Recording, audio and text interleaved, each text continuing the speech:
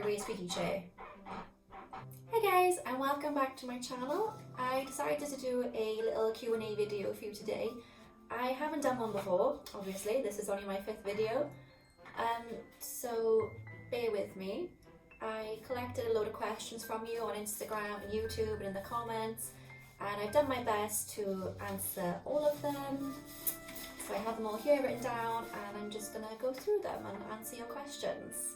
So question 1 is, what was on your pros and cons list of going freelance?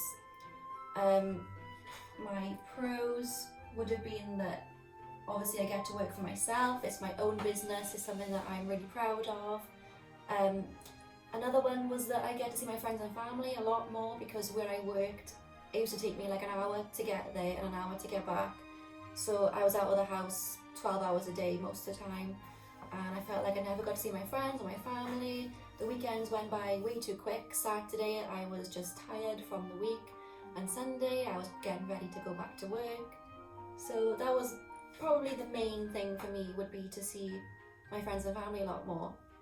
I know a lot of people that work for themselves are actually busier. Well, I'm busier, but it's that thing where you can just, you can prioritize your own things. So if something can be done tomorrow, you can leave it till tomorrow. If something can be moved around, you can do that. It's just the freedom of being able to do what you need to do and when. The cons were there was no guarantee of money, and it was extremely hard for me and Callum to get a mortgage, because I went full-time freelance as soon as we started looking for houses, which I wouldn't recommend. I would recommend getting a house first.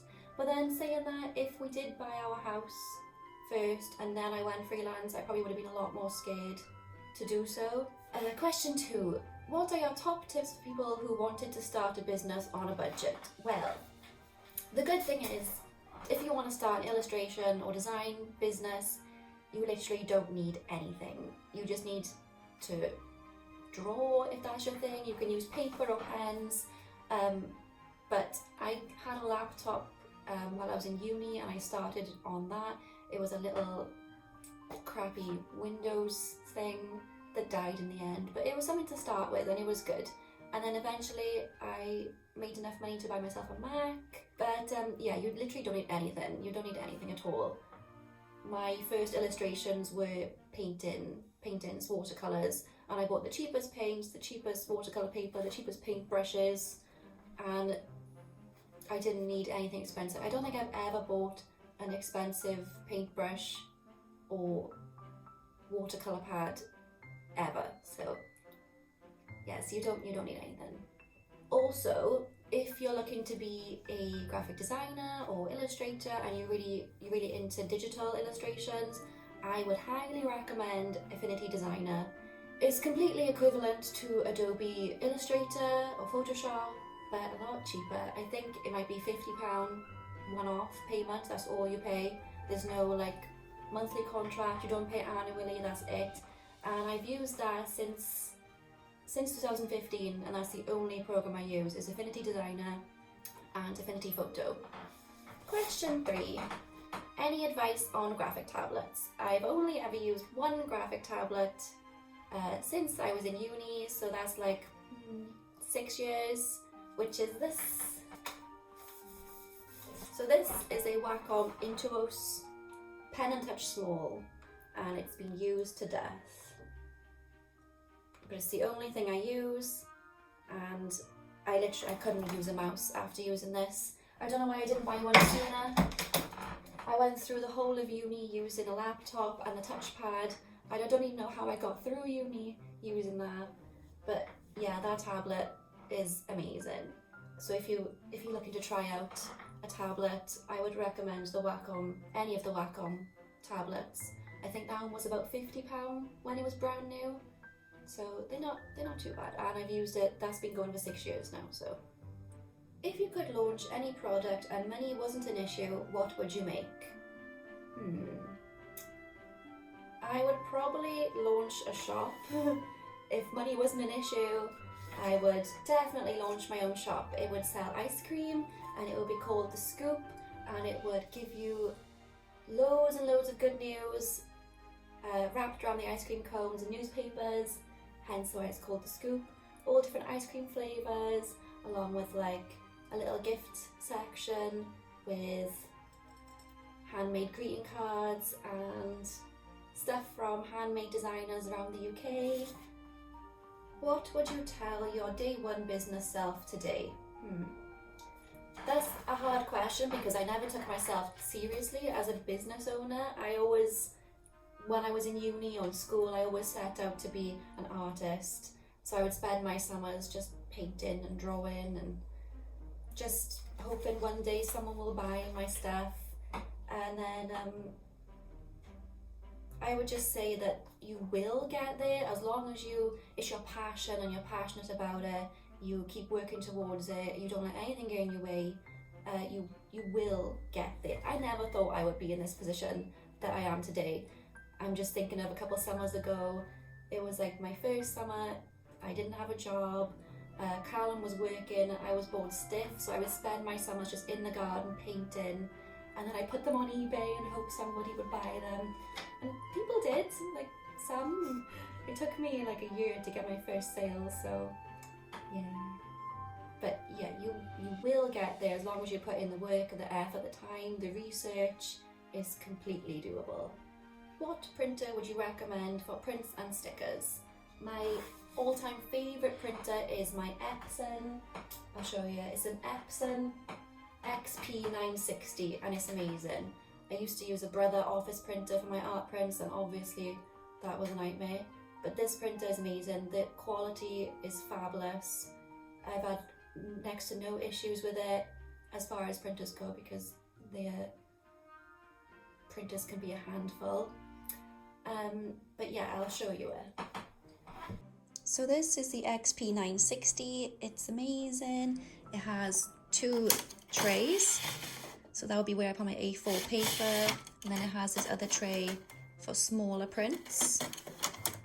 It also has a back feeder, which I use for thick cardstock. And yeah, it's the best print I've ever used. It has a scanner and it prints up to A3. I believe these are £250 around about on Amazon. Yeah, it's well worth the money, but like I said, you don't need to start out with an expensive printer. I bought that printer a few years after I started actually selling quite a few art prints. So yeah, but if you're looking for a decent printer to invest in, I would really recommend that one. What is your biggest business achievement? My biggest achievement is probably buying this house. We managed to buy it last year and I saved up everything from my Etsy and my shop.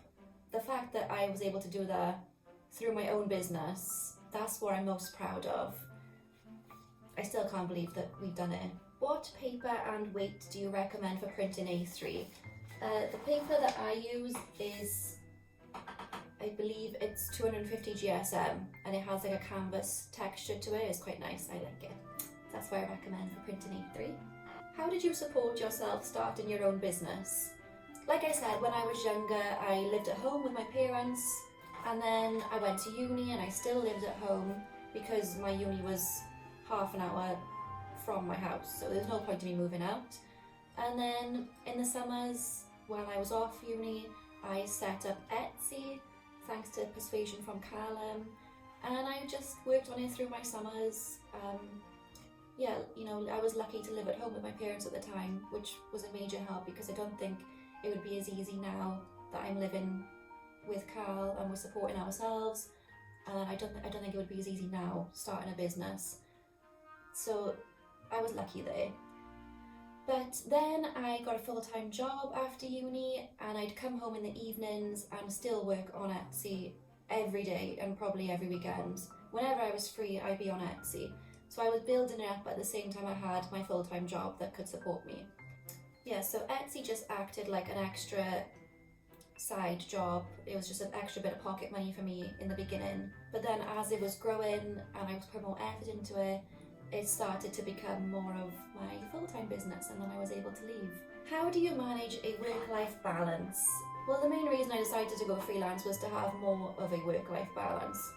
I felt like when I was working full time, like I said, I'd never seen my friends or my family. I'd come home and I'd sleep because I was just so tired, so mentally tired. So my work-life balance now is a lot better. I always make time for my family, always make time for my friends. There are days where I am busy, but I still say to people, come over, have a cup of tea, help me if you want. But no, it's nice. Like, all my friends and family live around the same area as me, and no one's more than a 10-minute drive away. So it's just nice to see people a lot more. Do you have any startup advice? My advice would be to just do it. Don't take yourself too seriously. Don't be afraid of failure, because there's no such thing as failure in business terms. I suppose every mistake or failure is actually a learning curve. Don't be afraid if something goes wrong. You can always, you can only just try. That's the best you can do. As long as you try, what's the worst that could happen? Where do you get your ideas on what products to make? Pinterest is amazing. Instagram is amazing. I follow some really inspirational artists and designers on Instagram who I always look up towards and think, oh, one day I want to be as good as them. I don't follow trends. I kind of make stuff that I would like to see, or I would want to wear, or I would want to buy, because if I don't like it, then I'm not going to make it. So I design for myself mainly. I don't, if someone comes to me and they said, oh, you should make this because it'll sell, I'm like, I don't really feel that I would buy that, and I don't really like it, so I don't think I'm going to make it or do as good of a job as I would if I did like it. Know what I mean? Just do what you like and what you would like to buy and what you would like to see. What software do you use? I think I mentioned this earlier, but Affinity Designer. So they have 3 programs now, Affinity. They have Designer, which is the Illustrator equivalent. They have Photo, which is Photoshop equivalent. And now they have Publisher, which is the InDesign equivalent. I haven't tried Publisher, but I can highly, highly recommend Photo and Designer. They are amazing. I haven't used Photoshop since uni, so I haven't needed it at all, or Illustrator. Affinity covers everything that I need, so yeah, highly recommend them. I think they're available on both Apple and Windows devices, and also tablets, so yes, check them out. And the last question, can we have a tour of your equipment? I will take you around a tour of some of the things that I use and show you how I use them. So this is my Minc foil machine. You've probably seen it on a few of my studio vlogs already. It's basically a laminator that I use to foil wedding invitations, business cards and stickers. And here is my drawer of foil. Ta-da! Next is my Cricut, which you've also probably seen on my videos. It's a cutting machine. It can cut things like card, paper, stickers, a load of things. I bought this last year and I honestly don't know what I would be doing in my business right now without it. So here's all the different materials it can cut.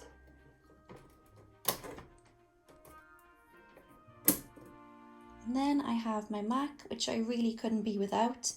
I literally don't know how I went through uni struggling on my old laptop, but I bought this recently and it's one of the best purchases I've ever made.